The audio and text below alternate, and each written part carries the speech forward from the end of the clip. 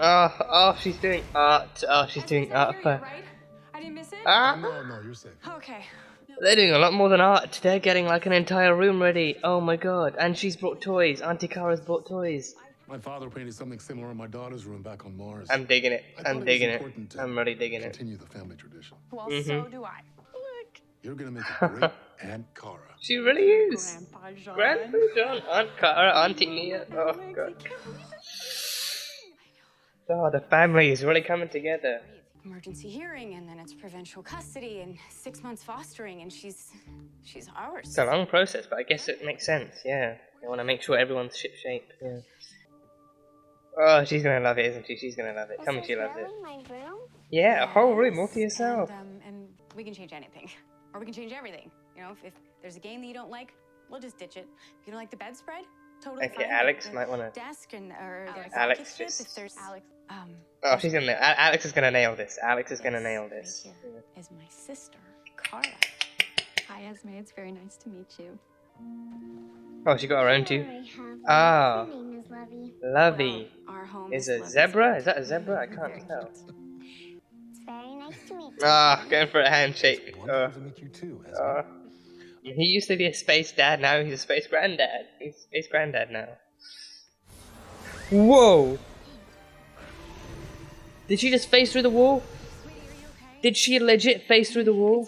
It's okay. It's just Oh, is she mimicking John's powers? So can mimic other aliens. She can mimic powers, other and aliens' sometimes powers, without even yeah. knowing it. So she was mimicking John's. This time you mimicked John's. Oh my powers.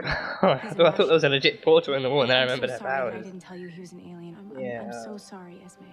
I'm sorry. I won't do it again.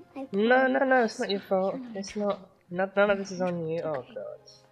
I wonder how many other people have treated her the same way the mother did in the last episode, actually either exploiting her powers or telling her off her powers. I mean, she wore the cuffs for the longest time in the orphanage. God damn, the trauma behind all of that. If they would just leave me alone, I'd be free to collect all the totems and I'd get out of their hair. Oh yeah, and then you'd wipe out the entire universe. Wouldn't that be fun, That's actually? Maybe it'll give you some of your magic back and allow you to use the one totem you have the way it was meant to be used to get the rest of the totems. So she can get the courage totem back, then she can attach it to this. Wow, oh, and she has like, oh damn, it's like a whole gauntlet. It's like a whole gauntlet. I don't want to say the wrong thing. I don't want to make her feel worse. Yeah, I'm on pins and needles too. God. Being able to have a family with you is such a blessing. And being able to bring that little girl into our family, I just want to give her everything that she's missed in her life. That is why you're gonna make amazing parents. And I think that she's especially lucky that we are the ones who are adopting her. And you... Tell me, do either of you have any sense what her preference for building block sets might be? Castle? Theme park? Get her some good old Legos. Get her some Legos. She can build a spaceship or something. Yeah, or like, I don't know. Yeah, get some Legos. You can do anything with Legos. Nia hasn't had any luck in Parthas finding the dream totem either. Oh, she's in Parthas. Well, it looks like She's we just back got in lucky. Parthas. Indeed. Okay. So you might have to wait for Esme to meet Auntie Mia then. Okay. This is Lena, and this is William, and this is Brainy. Oh, Everyone, Brady. Oh god. Meet Esme. It's very good to meet you. You're very pretty. Oh hey, she knows details when she sees them. Yeah, she knows details when she sees them. This one time, the Dyralian and I were socializing with a Wanathian friend of ours, and the Dyralian unknowingly taps into the Wanathian's ability to depower the gravity in the room. It took us 3 hours to get to the ceiling. He's funny. Tell me, how familiar are you with Kaluan quantum mechanics? Oh, she's a kid. Have you been trained in hand-to-hand combat? Okay. Okay, well, Alex will get around to that. Alex will eventually get around to that. Yeah. Alina's pretty, Brainy's funny. Hey, the kid can call stuff out if she sees it. She's okay. I had her mimic Brainy, and then I asked her to solve the Kaluan equivalent of Einstein's theory of relativity, but she got a little overwhelmed with the calculations, so we stopped. Okay, that makes a lot of sense. Even with or without powers, that makes a lot of sense. Yeah. For that little girl, anything. Elmayara. Mayara, family, yeah, in Kryptonian. I even brought you Supergirl. Oh, she can make Supergirl's powers. Is she gonna blast lasers out of her eyes? She has the same powers as your sister, Cara. You're the same person, aren't you? Damn. Esme, sit down, sit down. Oh, Listen, a child figured it out. like that. A child figured it out like that. In trouble? No, no, no. You're way too smart to be in trouble. Now, No, that is a since you're gonna be testament to seeing your, Kara, well, you know, Supergirl, a lot more, powers of I depiction. want you to feel more comfortable depiction. around her powers. All right? So what do you say? Detection. Will you give it a go? Detection. Oh, she can hear it. She can hear it. Yes, her heart is beating so fast. So fast. So fast. She's so nervous. Whoa. Oh. Hey, it's okay. You're okay. Do you hear Oh, that? bird wings. Birds. That is the sound of a butterfly. Okay, butterfly. Okay, wings. Wings, yeah, butterfly wings. Oh god, okay. What was that? Make it stop. Just relax, all right? I just want you to just push through and focus on what you want to hear.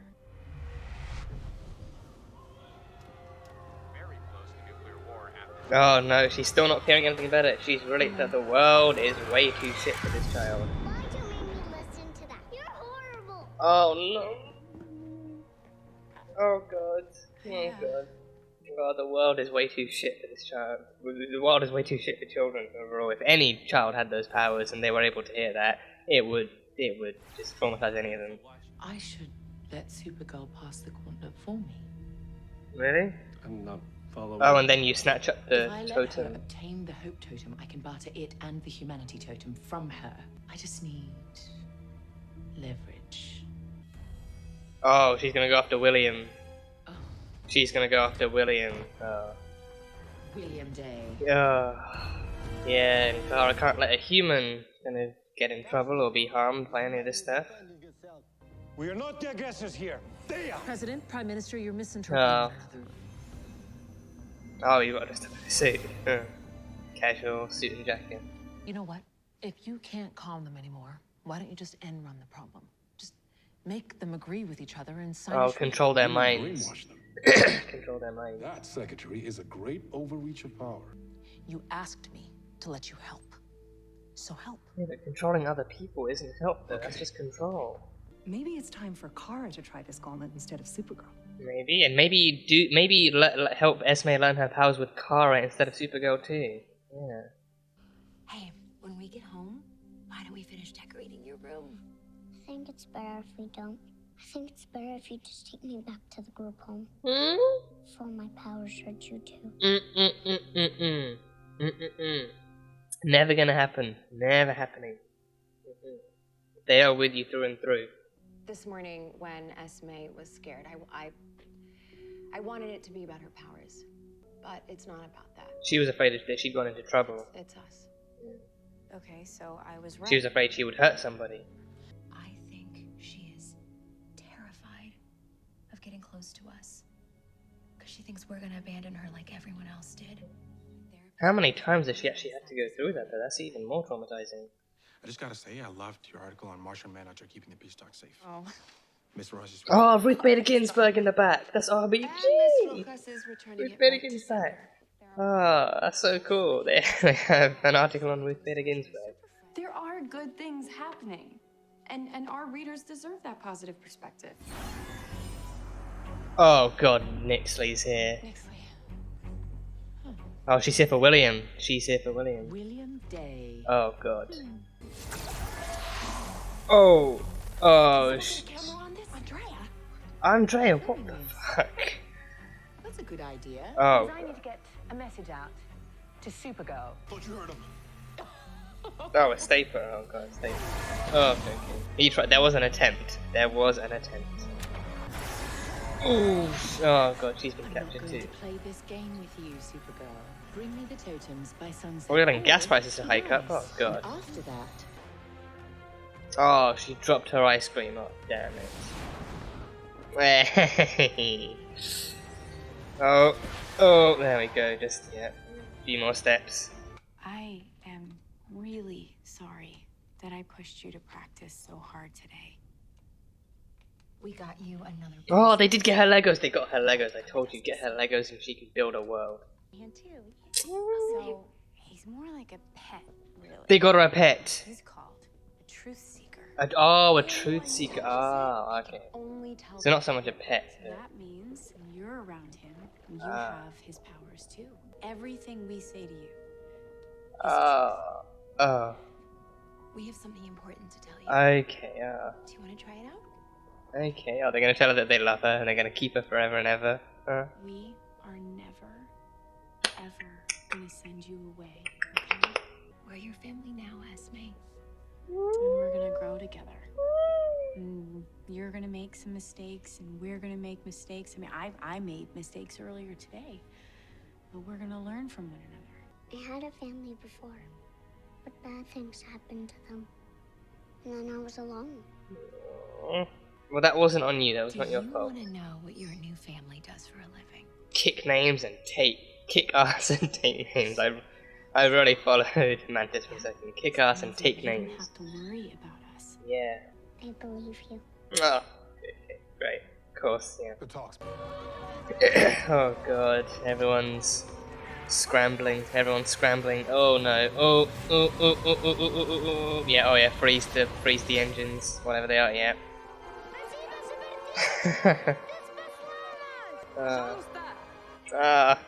Going back into the Kazny and the Russian, yeah. How many of them remember Red Daughter? I mean, she wasn't really that public, but how many of them might remember Red Daughter in any way? Because I think she was definitely more like a secret government project, yeah. Oh man, I miss Red Daughter. I miss her. Just fling it into the sun. Let the sun have it. Just fling it into the sun. We got a soft spot for Kaznia. Oh, yeah. In memory of Red Daughter, save her country. In memory of Red Daughter. That's a lot of missiles. Jesus. Oh, wow. That's a lot of missiles. Fly the missiles into the sun. Yeah. Where they won't be able to hurt anyone. Yeah. Just yeet them into the sun. Yeet them into the sun. You have performed admirably. Finally, it only took preventing a nuclear war. Yeah. Let him go. Give me what I want first. No, you give him. You let him go, and then she gives it. So. Suit yourself. Oh. Oh damn. Oh. You tried to use magic against me. Oh. He tripped her up. Okay. Oh. Oh. So that was the other totem. Yeah, the red crystal. So they've got that one and that one. They've got totems. They have totems now. Destroy the totems, just like we did the nukes. Destroy the totems. The totems possess an ancient, deeply ingrained magic that we don't really understand. But what we do know is that each totem is related to an element. To an element. Courage, hope, humanity. I was really about to say earth, air, fire, and water. Yeah. That could affect. Her first night in a nice, comfortable, safe, secure, warm room in a home with a family. Worse insecurities. It's so much better than I ever would have imagined. They're gonna nail this. They are going to nail this. They're going to nail this. Oh, they fling the totems into the sun, really? Are they just gonna throw the totem into the sun and hope for the best? If it's deeply ingrained advanced magic, then is the sun gonna do anything? I mean, it's a great excuse to see the suit again, but still, is the sun actually gonna do anything? Oh, it actually might. Oh, the sun might have an effect on the totem. Okay. You don't lose hope, devotedly, your secret admirer. Who's the admirer? A watch? Oh. Whoa! Oh, that's a Lexosuit! Oh, that motherfucker's back. That son of a bitch is back. That's a Lexosuit. That's a full-on Lexosuit. Oh god, Lex. Oh, of course they're bringing Lex back. Jesus. Oh god. Oh god. Oh, I had genuinely completely forgotten about him. I had actually forgotten about him. Okay, so just got back from some shenanigans, if we can put it that way. Reacted to the episode earlier today and then kind of put the review aside for now and for later, and now is later. So yeah, interesting stuff for this episode. I'm gonna be honest right off the bat, right? Like 70% of my brain was like throughout this entire episode, like I was more active, my brain was more active whenever there was a scene with Dansen and Esme. Like for the most part, they were literally all I actually cared about in this scene. I think, you know, the stuff with the totems, the kind of usually I would have some kind of instinctive and natural kind of attraction you know, like to the actual sci-fi stuff as well that happens in this. But then with this one thing, I don't know. It's like I think as of late, the totem stuff, it's like been just kind of not. And even I think boring just seems like too. It feels too easy to call it boring. I think it's like the totem stuff, like it's had some cool stuff here and there, like some cool little tidbits and some cool progressions. But then with this episode, I just wasn't really able to keep up all that much with the totem stuff, and just kind of like, you know, caught on to when they actually caught different totems and when they destroyed at the end, and the different kind of uses and effects of the totem. So that was pretty much the kind of you know, limit of my kind of like attention towards them and my kind of you know, like focus on the totems and everything. So some cool stuff happened with totems. But whenever Dansen was on screen with Esme, I was just fully engaged and fully engrossed in the episode, and it was pretty much all I ended up caring about. So I'd say that's a good sign for them. So it's a good sign that you know, everyone involved in those kinds of scenes is actually doing something right, and that, you know, they're really kind of, you know, showcasing that kind of familial relationship to be something really sweet and precious and beautiful, and just, you know, very much, you know, like well deserving of attention and enjoyment. So that's a plus. But yeah, my God, just that opening scene alone, Alex painting like a mural, or like doing some kind of wall. I think I definitely did. I didn't say anything then, but I definitely did clock that it was actually she actually did paint Megan Mars, Ms. Martian on the wall, like in the kind of forefront of like some kind of spacey kind of outer space planet kind of background and everything. So that was like a mural to her and everything. So, you know, just adding in one other person into the scene that just couldn't be there and everything. So she was doing a wall mural, and it wasn't just like a wall painting. Like they had prepped the crap out of the entire bedroom for Esme. They prepped the hell out of the entire bedroom for her. Like, you know, like she like a fresh new bed with some cool sheets and duvet and everything, and like, you know, some shelves with toys and like a shelf for her to put her new toys, and well, like an entire room catered to her, kind of, you know, to you know, to who she potentially was and what she would potentially be interested in, and and even Alex going even further and further and further to say, like, you know, anything you want to change, anything you want to take out, anything you want to add in, you can do it, and just kind of just overwhelming her with that kind of information. Like, oh, you want new colors? We can get new colors. You want new toys? You want a new bed? You want to scrap the bed? Get a hammock?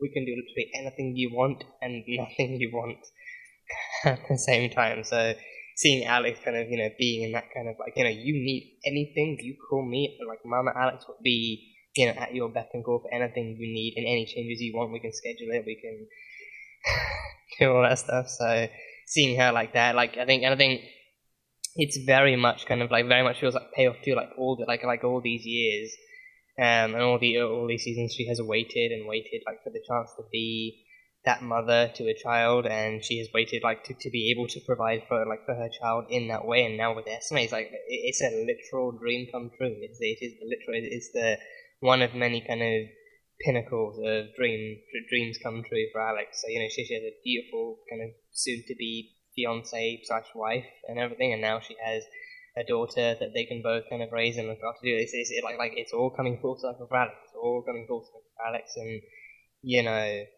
I don't know how anyone just couldn't be just happier for her. Like how anyone could be happier or like prouder of how far she's come and who she's become and who she's blossomed into and everything. So that's really great. But we didn't have anyone. I think Esme met Kara. She met Kara. Kara went back to Eliza's. Kara went back to Eliza's in Midvale, and she kind of brought all of her toys, like all the toys that she had, all the toys that Eliza gave her when she was growing up to help her fit in film comfortable. She just brought like 2 whole bags and stuff of toys and like stuffed animals and everything for Esme to play with. So Auntie Kara already fitting in and being the aunt that just gets her whatever she wants. Like Kara is gonna be that kind of an aunt too, that, you know, just gonna buy her all the toys and everything, and actually relishes in the joy of buying and getting new stuff and everything. So Auntie Kara is gonna spoil her, and she's gonna spoil her with the one other auntie that just wasn't in this episode either. Like Nia wasn't in this, and she went back to Parthas. She went back to Parthas, back to her home there, to look up some more stuff on other totem things, and Yeah, I mean, if she's going back to Parthas, I mean, that's where her dad is, and then that's also where Maeve is. So I don't know. Like, I mean, I don't know if she's actually going back home, or if she's gonna like if she's going back to Parthas, if she's going back to Parthas, but then she's gonna like book a hotel or something and just do some investigation, or if she's actually gonna go back home, and because I think if that kind of thing happens, then like obviously like given how the last meeting ended and how like her last visit home actually went, I feel like any kind of return would kind of would kind of warrant an actual kind of like an actual on-screen kind of scene, like where we see her confronting her past again, and actually seeing what goes down. But otherwise, I think if she's not actually visiting her family again, I think she's probably just gonna book in a hotel in Parthas and actually stay there, and probably not even tell them that she's there because it's not like a social call, it's not like a family visit, it's just her doing work to try and help save the freaking world and everything. So yeah, so then that's why Nia just wasn't in this episode. She was in Parthas doing some superhero stuff and intel and information gathering. So next episode, we better. I mean, even like I think, given how close we are to the end, I think it has to be at least next episode. But we better don't be pulling some kind of off-screen thing like you did with Kara telling Kelly that she's Supergirl. We need to see if we can see Esme meeting everyone else here. We can most certainly see Esme meeting Nia, and them two immediately kind of hitting it off like the best of pals that there ever was. Okay, so we need to see.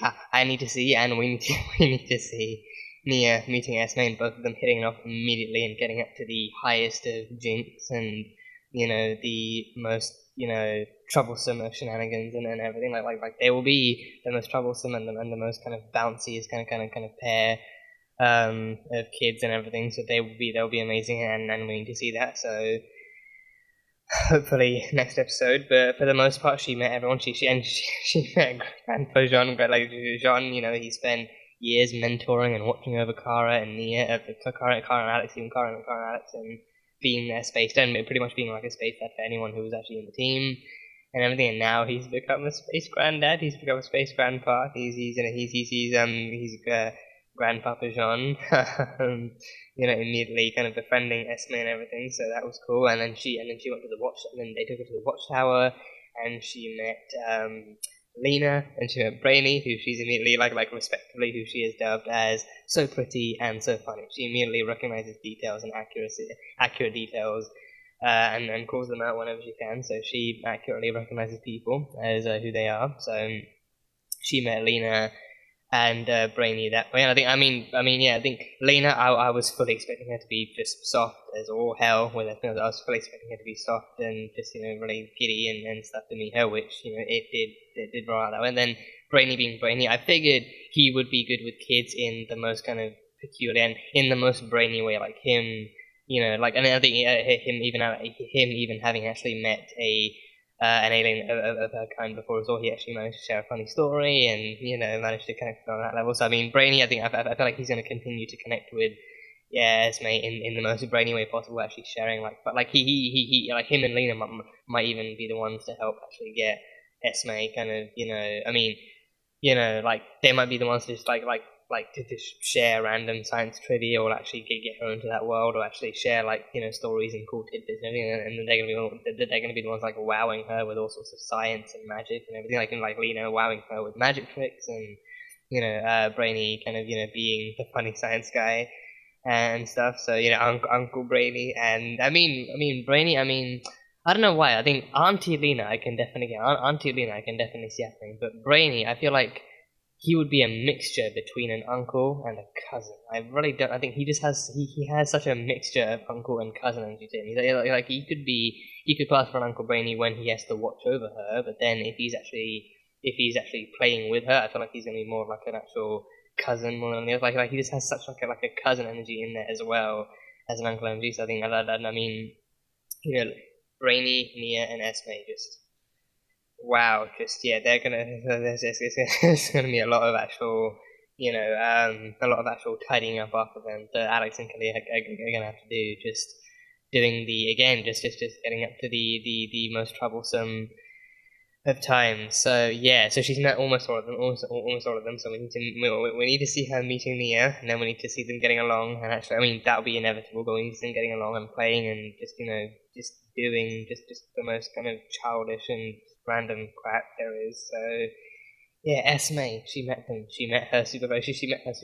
So that was really cool.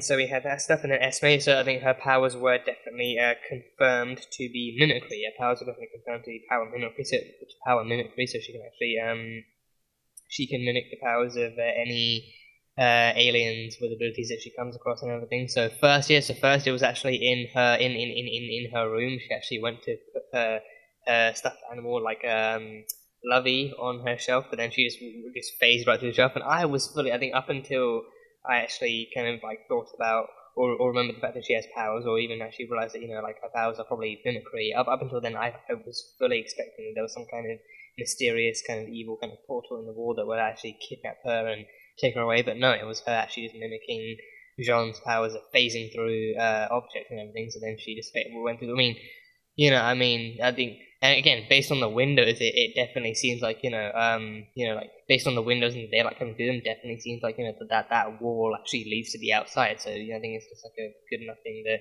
Jean actually grabbed her when he did, and she ended up actually going through all the other side and falling to. Let's not go there. Let's not go there. But then Jean immediately recognized that she was phasing him, and he just jumped into action as a space granddad would, and he grabbed her and he pulled her back in, and then explained that she was probably mimicking my powers of phasing and everything, and then actually explaining it to her too. So that stuff was fun. That was fun.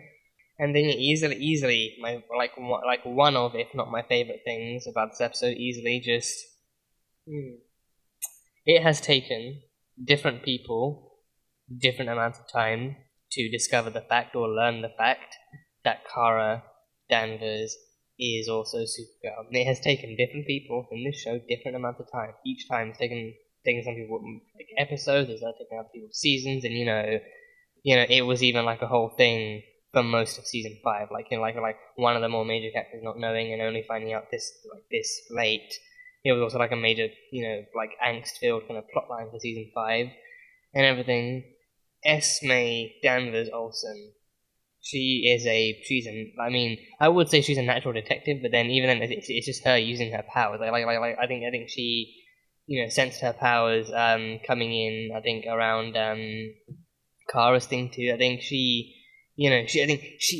sensed, right? She sensed that Supergirl and Kara had the same powers, and I don't even know. I think because then that begs the question. I think I don't even remember them mentioning Kara's powers back in the bedroom, or if something else happened. But then I think she, but then that makes me wonder. I think kind of makes me wonder. Like maybe she can actually, if she hones her powers, if she trains them well enough, maybe she can actually choose which ones she locks on to do. So she actually starts off like detecting a bunch of different abilities, but then if she actually trains her powers well enough as she grows, then maybe she can actually learn to lock in on different powers and actually, choose which ones to actually mimic and when. So then, if that's the case, then maybe she could actually maybe then she could actually have detected Kara's powers in the bedroom too, but she just didn't really say anything. And then now coming forward, now she actually detects that Supergirl has the exact same powers too. So then, either way, what matters is that she then, I think she cannot be older than 5 or 6, probably definitely below 10. That much is very clear. She's definitely below the age of 10.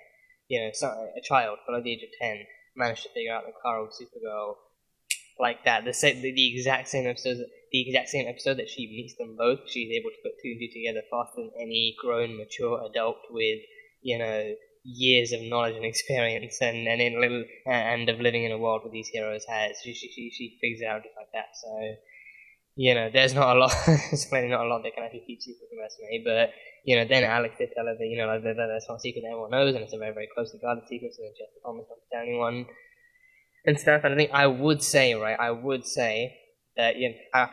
would ask, she's a child, who's she gonna tell? But then her aunt is also Supergirl, one of the most famous heroes in the city, as well as pretty much the world too. So it would be very, very boastable kind of information, like her just walking into school one day or something and be like, yeah, my aunt is Supergirl, so feast on that. I mean, I think she definitely doesn't seem like the kind of girl to, boast about random things and make other people feel bad. Still, it's a very, very noteworthy and, very, very shareable piece of info, but she has been informed of the importance of its secrecy and discretion and everything, so we can count on that. But again, I think easily one of the best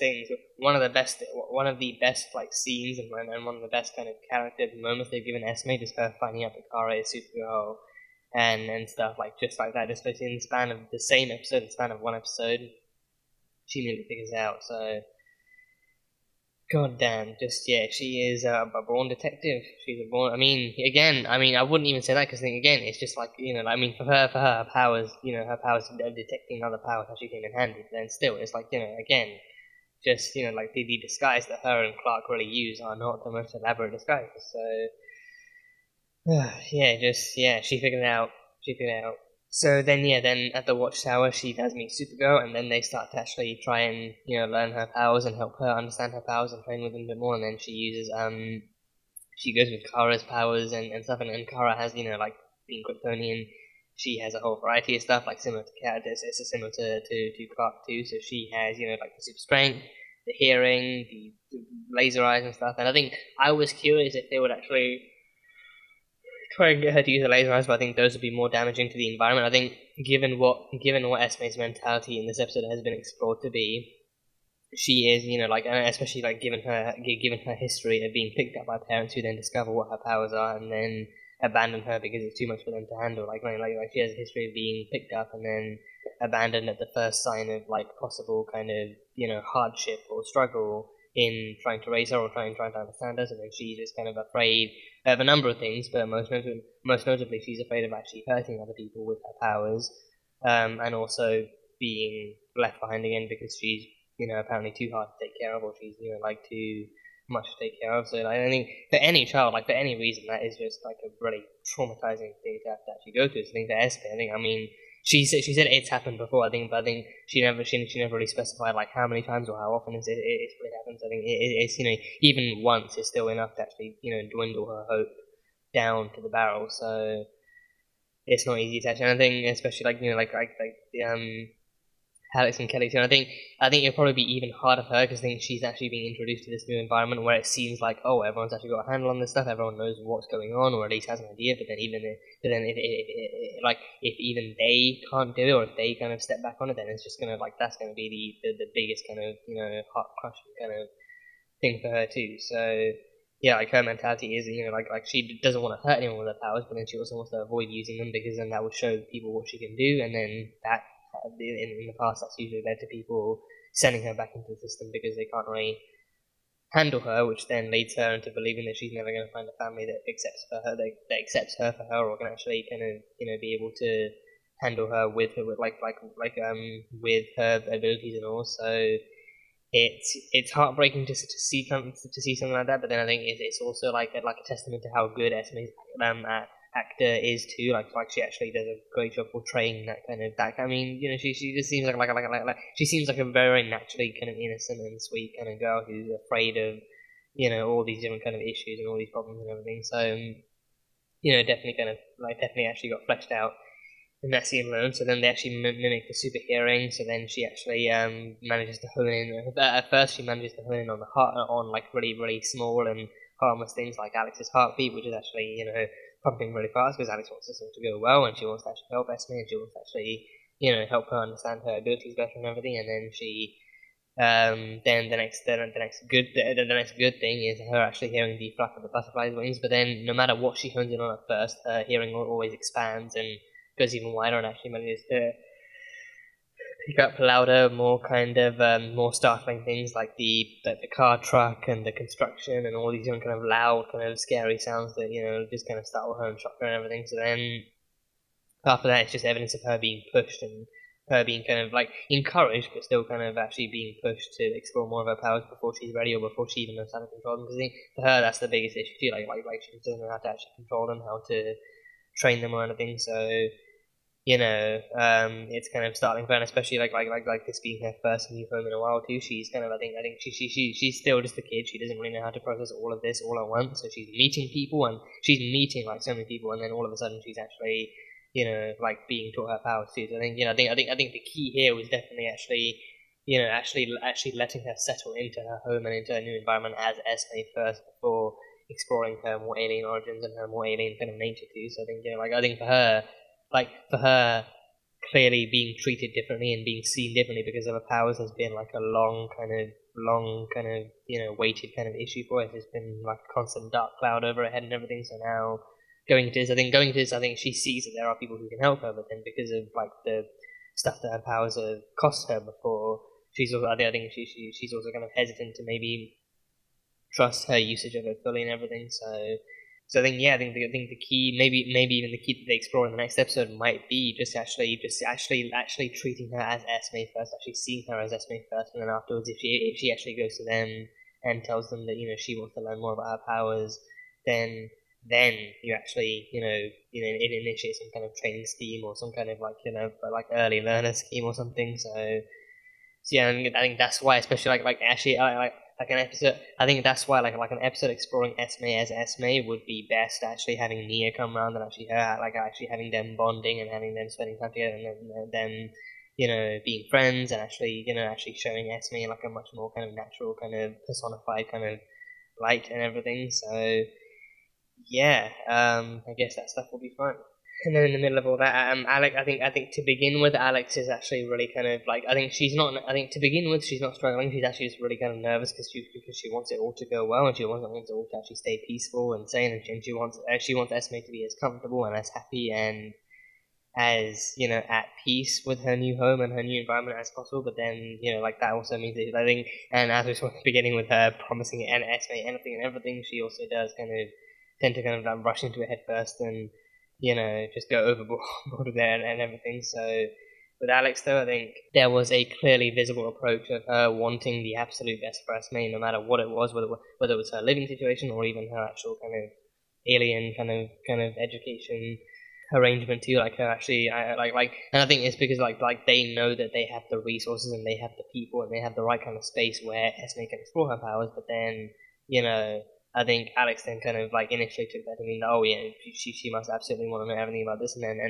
we need to know everything about this to to best understand her and to best suit her. But then of course that also just kind of meant actually rushing into it a bit more and actually pushing her to do more than she'd ever done before, and as a result more than she was comfortable with. So Alex then kind of began to, and especially after Esme kind of got scared and stormed out too, she just kind of started to feel like and especially, and then that on top of the fact that Esme then told Kelly, like, just take me back to the home. I know this probably isn't going to pan out. You guys probably aren't going to want me around after this. This is what my powers are going to amount to, so just going to send me back to the system and stuff like that. So all this stuff piling on just kind of started breaking out. And she just like she wanted to fight so hard to actually be the mother that Esme deserved, and to actually kind of take care of Esme like she was her own daughter, which she technically is. I mean, she did also mention at the beginning, like there's like a whole probationary period, like a visitation thing, and like there's all sorts of like there's like a whole kind of new process before Esme is officially ink on paper like hers and Kelly's and everything. But then even in that time, it's her chance and her way to actually prove that that she is actually the right fit, that they are both the right fits for Esme as parents, and Esme is the right fit for them as a child. So seeing Alex in this, I think seeing her in this in both a negative and also a positive light kind of felt like equal amounts of payoff too. Like like actually showing her going through the joys and the kind of eagerness and the kind of like excitement of her actually finally getting to be like finally getting to be mother and actually being there and actually having Esme in her life and being willing to do anything, like that kind of excitement, that kind of eagerness and willingness to actually step into that new kind of stage of her life and everything. But then also came the kind of heartbreak of actually possibly having upset Esme, or actually having hurt her, or actually even her feeling this way herself, and actually not like and feeling like she was the reason actually wanting to make things right. So I think that kind of balance of her kind of like her experiencing some joys to begin with, and then also some some kind of some sadness down the line too, seemed equally kind of representative and good to kind of see. And I think and it did definitely push Alex and Kelly to actually take a more balanced and more kind of considerate and more kind of equally equally kind of poised approach to Esme and to Esme as a child too, and actually and them using the Truth Seeker too. So then the Truth Seeker doesn't even have to attack. Esme can be near the Truth Seeker and actually mimic the powers, and that can make Alex and Kelly to say exactly what they're thinking and exactly what they want. And for them, the truth is that they want nothing more than to have Esme in their lives and to actually take care of her and to actually and to prove to her that no matter what happens, they are with her through. They're never sending her back. They want her in their lives forever, and they're going to be in her life forever as well. And actually, reassuring Esme that she is their daughter and they're going to help her and everything. And then even actually, they didn't say who they were, but they did reassure her that they were superheroes too. So any kind of trouble that comes Esme's way, because of or even not because of her powers, then they'll be able to handle. I think even as a viewer, that reveal means so much more, knowing that they have actually literally saved her life as both Guardian and Sentinel. Without her knowing, they have saved her life as both Guardian and Sentinel. So I wonder if they're gonna I wonder if she's actually gonna put that together at some point too. Because of the power detection, she could sense that Kara and Supergirl were the same person. But I am wondering because I think some people have pointed out that it's a bit of a coincidence that Sentinel and Guardian saved her, and then that very same day, 2 other women actually just randomly show up into her life and actually offer to actually take her in too. So I'm wondering if maybe the series might even end with her kind of telling Alex and Kelly that she knows that they're Sentinel and Guardian and everything. So I don't know, but either way, I think she now knows that they're both superheroes and they trusted her with that secret too. So. Yeah, God, just the Dansen and Esme stuff. The Dansen and Esme stuff is honestly pure gold. It's the gold in this season. It is the among the other kind of silver and platinum level things. I don't even know if those labels match at all. Those quality labels match at all. But amongst the other things, this kind of stuff is honestly what I'm living for at this point for this show. So I'm very glad that we at least get it towards the end, and hopefully, this actually does spawn onto something more, and we're not just left wondering what could happen or wondering what could be.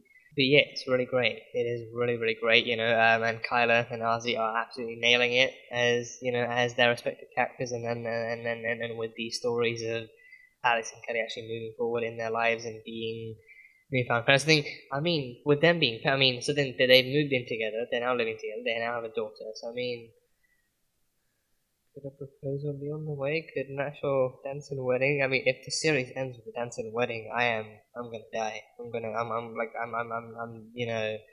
dream come true, but it's gonna be a lot to process. It's gonna be a lot to handle. So I'm not entirely sure what their plan is for that. But oh god, if the series actually ends with a Dansen wedding, like them two getting married, and then Esme's gonna be the flower. Oh god, flower girl ring. But she's gonna be a bunch of different things.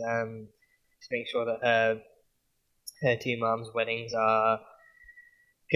gonna be the event to be at in National City. But oh god, it's just gonna be so great. So yeah, they're moving forward in so many different ways in this season and the last season alone. They've just been doing so great, and it's been amazing to watch. So.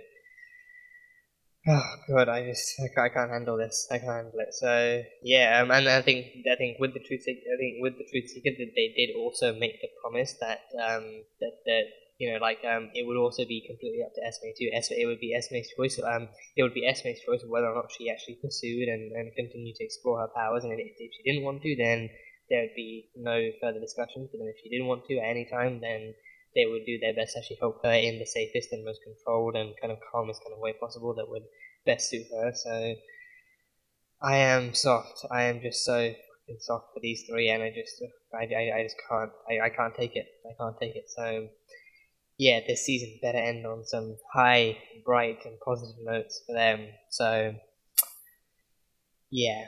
So then we had stuff with Nixley and William. She decided the best way to actually try and get back. I think probably the best way to get back in Supergirl and actually get the totems from her would be to kidnap a human being involved with her and her stories and everything, and to actually barter for the totems and everything. So then her smart plan was to actually kidnap William Day, the journalist actually directly reporting on Supergirl and her cohorts, adventures and everything. So she went straight after Catco, and she kidnapped William, and then she got him in prison and everything. So that was the whole thing. And then so the totem, I think in this one was the Hope Totem. The Hope Totem was the one they actually explored, and then because of like the world is going through one massive kind of crisis with all these different problems, but then also most notably the kind of tensions rising between Casmia and Porto Maltese, with both countries being on the brink of nuclear war with one another, that would undeniably affect the rest of the world too. Hope was on short supply, so I think again, like, just really just kind of pushing further to kind of re-establish that Kara is pretty much the paragon. I think Kara was the paragon of hope. I think Destiny was Sarah, Courage I think was Batwoman, or at least Kate, and stuff. And then that was something. I think Love was Barry, Humanity Humanity was what's his name? Also, Chow played him. What's his fucking name? Thingy. Not Amadeus Cho. That's the Hulk. Thingy. Ryan Choi, the Atom, like the new. I don't know if they're actually bringing him back to be like some kind of new Atom, but he was actually like from the comics and like another Atom and everything. So Ryan Choi, I think he was Humanity, and then Jean, I can't remember what he was. I can't remember what Jean was. I think he was something else.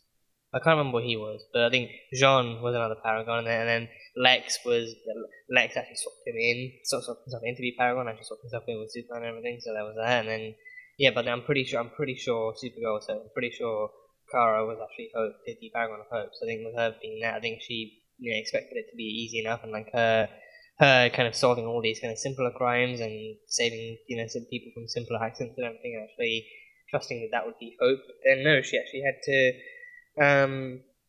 had to go to like Casmia and actually prevent all the missiles being fired, and actually kind of reassure the people of Casmia that like things would be okay, and then the war wouldn't break out, and then she had to actually do all the stuff with the Super Friends and save the world that way. So then she had to that way then she actually unlocked the totem from, I think, the Rose Heart or the Heart of Rose or something, or like the Arm of Rose or something to do with like a flower.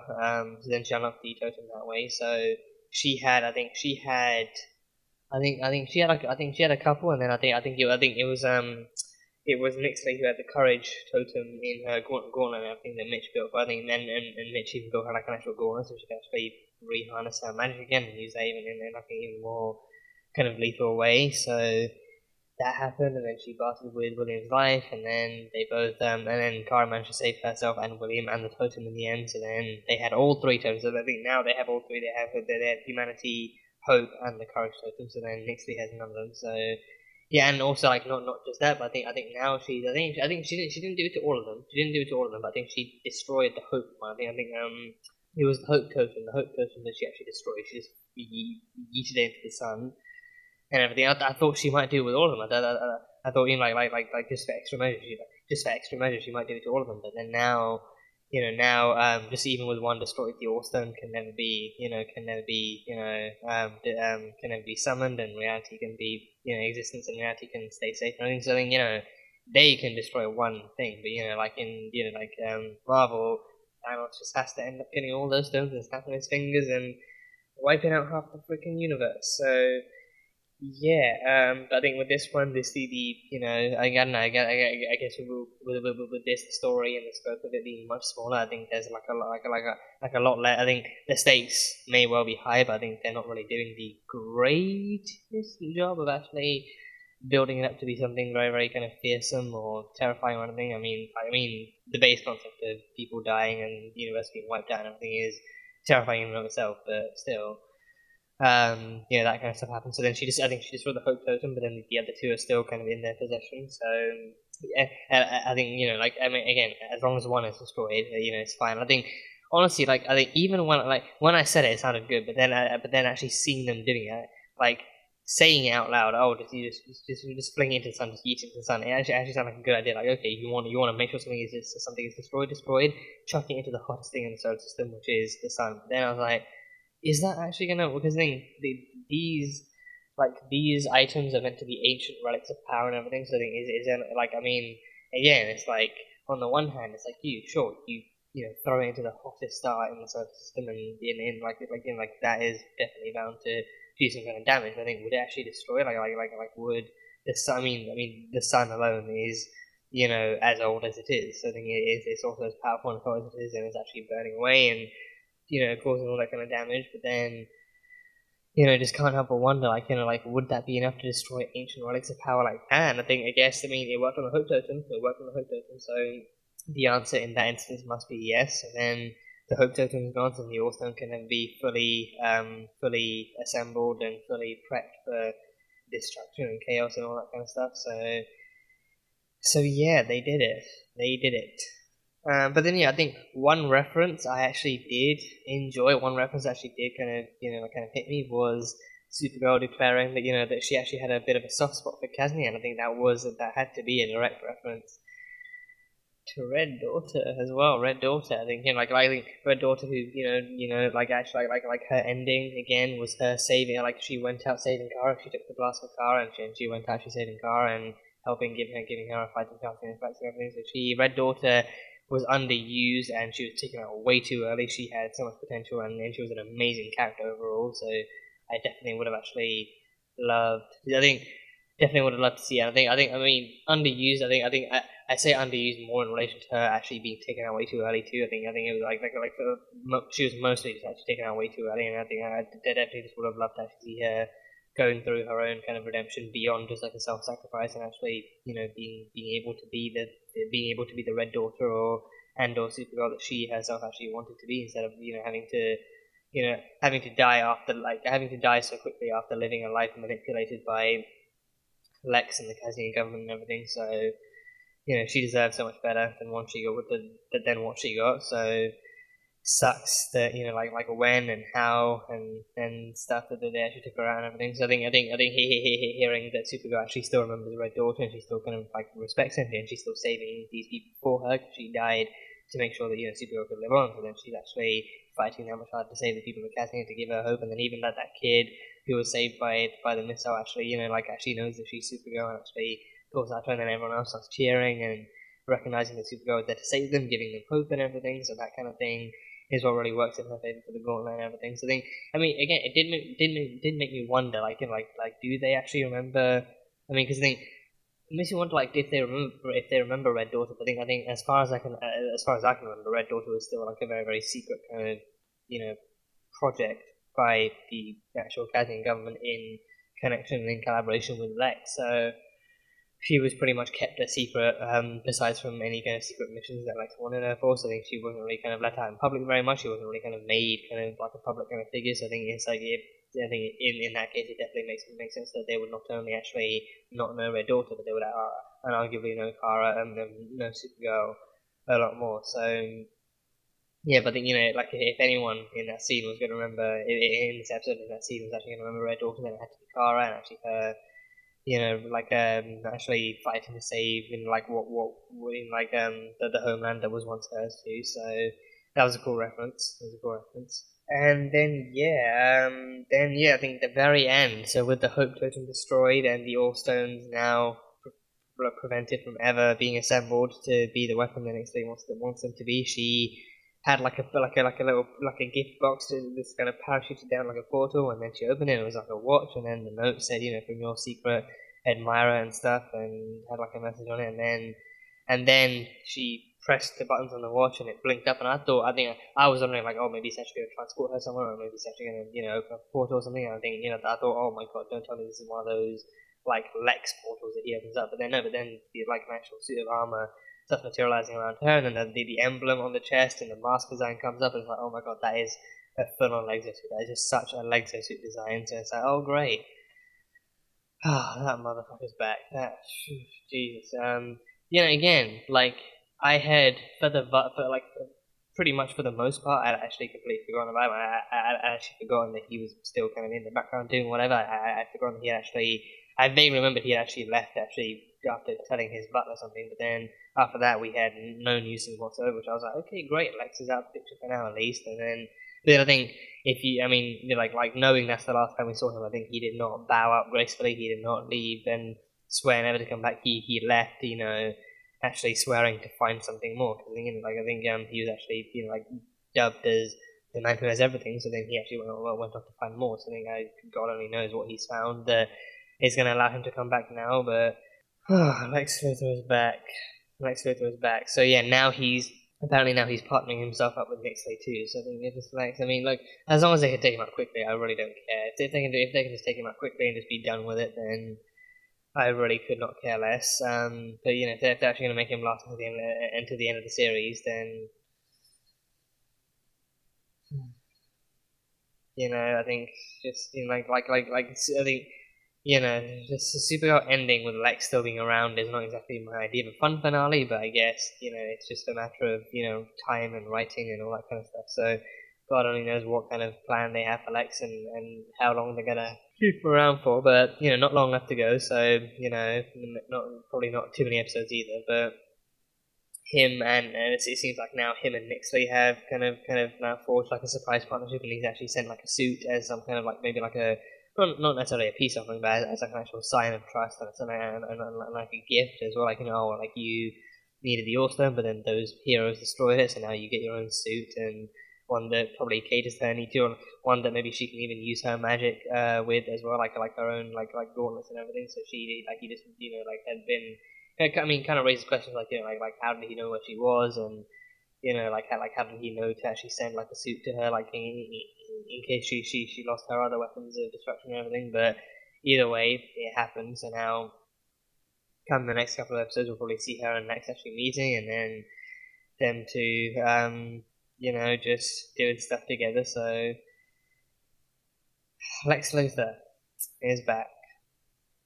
But yeah, I mean, for the most part, that is pretty much everything I've got from this episode. Again, just mostly just the Dansen stuff with Esme, and then some the usual kind of sprinklings of good old sci-fi and drama on the side and everything. Again, I think usually I am still very attracted and engaged by the sci-fi elements of these kind of shows, and it's one of the reasons I love them in the first place. I think with this one and a little bit of the last one, it's just kind of been kind of flying past my head, and me just kind of barely catching details. I think is proper. I don't know if it's just me or just like the way they're telling. I think the totem story in itself seems like it has like actual potential to be engaging and interesting, and actually seems like it has the potential to actually be like dangerous and very very kind of high stakes. But then I think probably just the way they're going about it, and especially like for this final season too, it just kind of seems different and just kind of like it's just like the final story they're doing, and not actually one that actually feels like it's gonna